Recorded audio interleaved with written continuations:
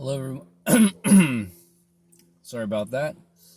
Hi, everyone. Welcome back to Dr. McGee and Me. It's my 5-year vlog on Dr. McGee's ministry called Through the Bible Radio.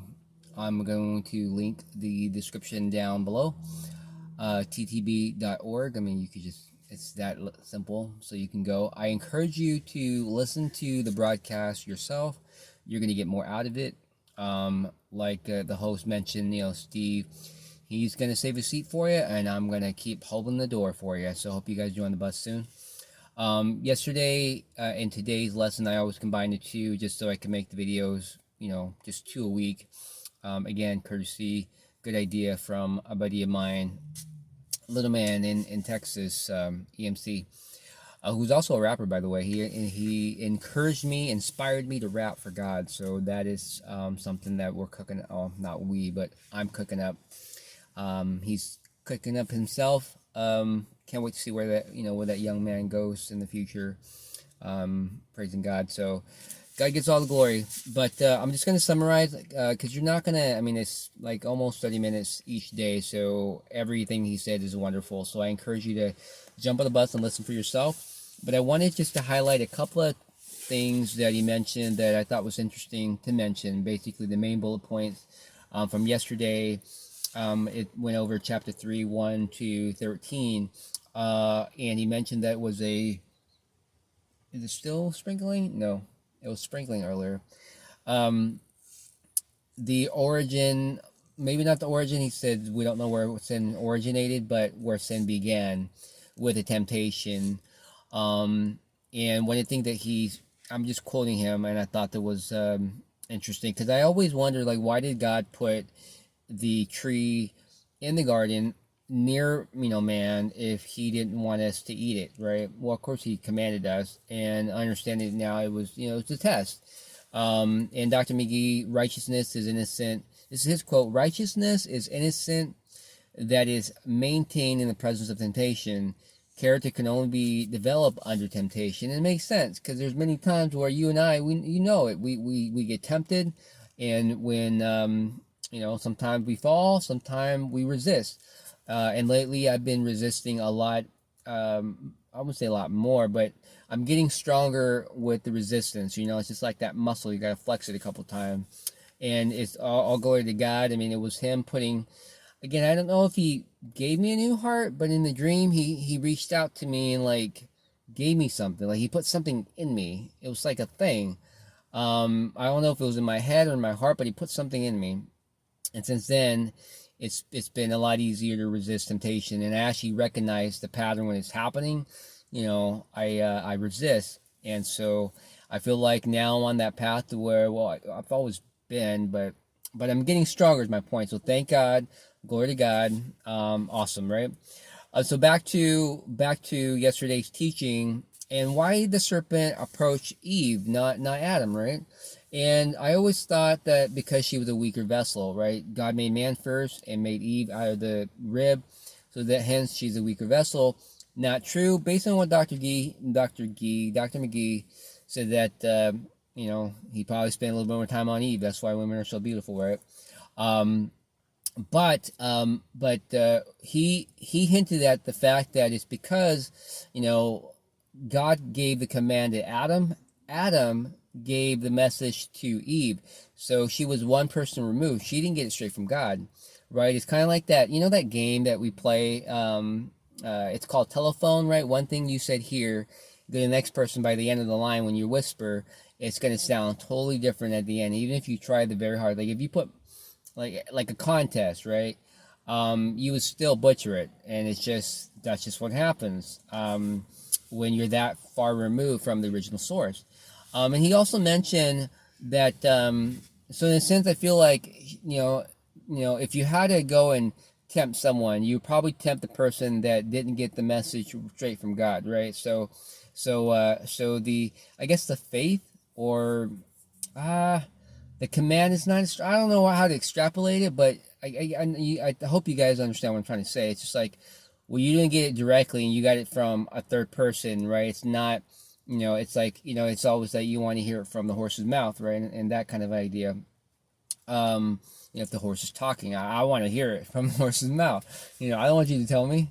And he highlights that that's how the devil tricks us, right, or tempts us. First, he makes us doubt God. He excites our curiosity, and he questions the goodness of God, and boom, and we sin. One of the things that he also mentioned that I thought was interesting was that it's right there in Scripture where God gave us command, like, don't eat from the tree, or you'll die. God didn't add anything else, but Eve added, and if you touch it, lest you die, right? And she added that.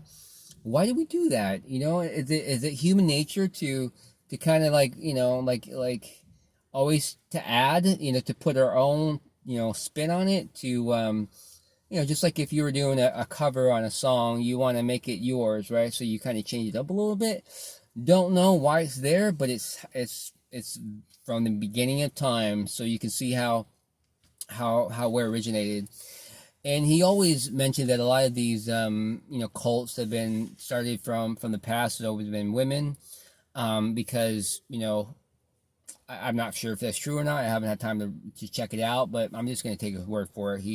I feel like he's definitely been blessed by God, and lots of revelation have been given to him.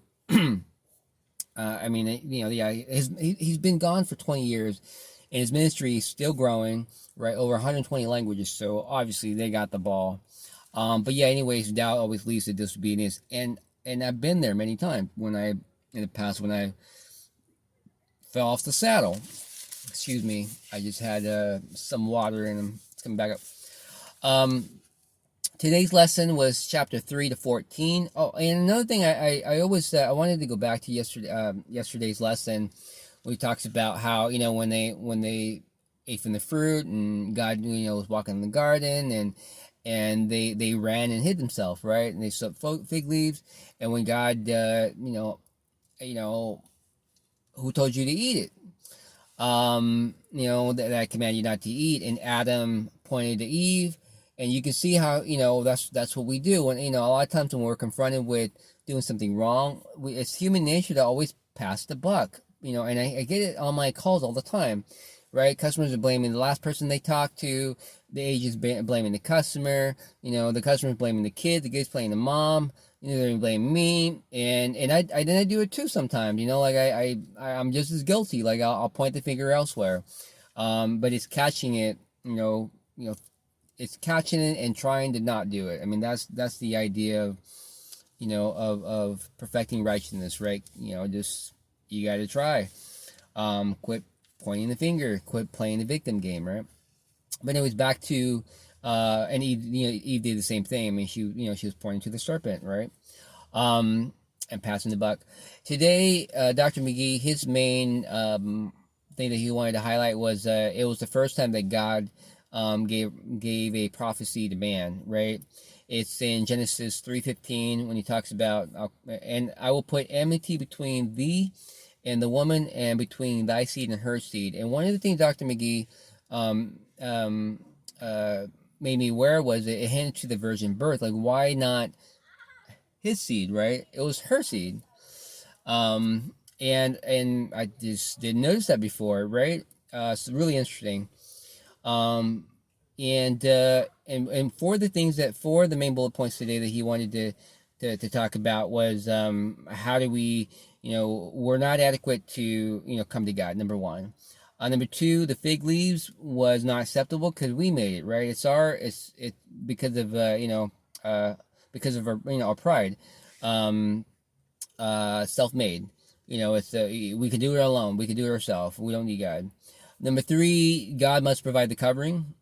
For the coverings obtained by the death of Jesus Christ. So in a sense, right, in our sin nature, we can't approach God. We need God. And God must provide the covering, Jesus Christ, and the sacrifice, just like how the animals had to die for the skin to cover us, right? And Dr. McGee pointed that out too. And I had a caller the other day mention that, and I never noticed before too, but I'm happy to hear Dr. McGee agreeing with that, because I feel like You might not be the number one expositor in the world, but as I mean, I feel like God did bless him with an amazing gift. But anywho, that's it for today.